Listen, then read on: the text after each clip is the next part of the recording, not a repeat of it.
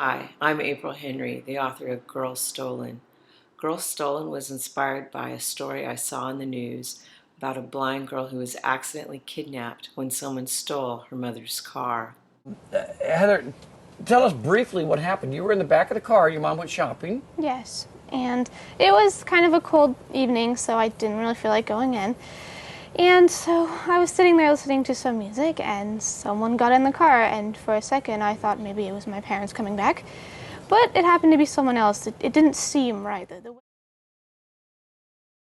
So when I was watching this girl on TV, I thought, what if the thief were actually a teenager? And what if he panicked and he kept her?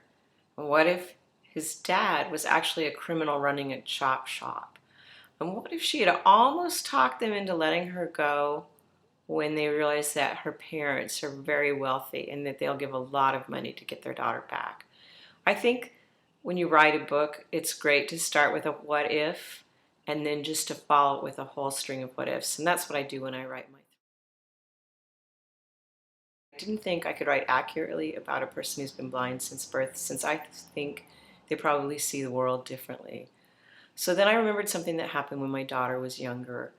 We were down in my hometown, which is a small town and doesn't have a lot of streetlights. We were walking along a road, and a car came up behind us and cast her shadows in front of us. And the shadows were long and thin, and as the car got closer to us, they got shorter and fatter. That part, I guess I always knew, but what my daughter pointed out to me was a surprise. It looked like our shadows were walking backward towards us. If you ever have a chance when you're on an unlit road and a car comes up behind you, watch what happens to your shadows because it's pretty cool.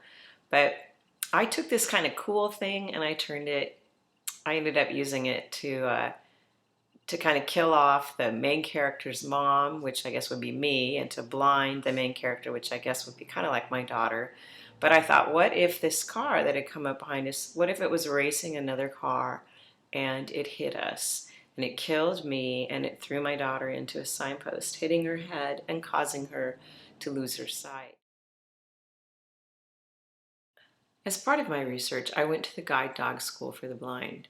There's one near here, and even though my main character, Cheyenne, does not have her dog Phantom with her for most of the book, I also knew from reading autobiographies of people who are blind and have then later gotten a guide dog that it can really change your life. You can move around so much faster and it makes you more approachable. People come up and talk to you about your dog, they'll want to pet it, and sometimes they'll even tell you how smart your dog is when it's just lying down.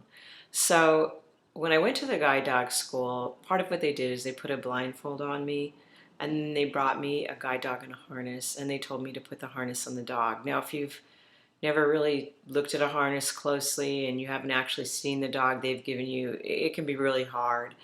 You have to hook it and it feels like you have to pull it really tight to get it on. And I finally managed, although I was afraid that I was going to hurt the dog.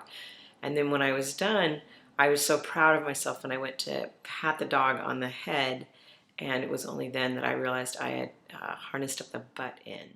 Thank you for reading Girls Stolen. I hope you liked it.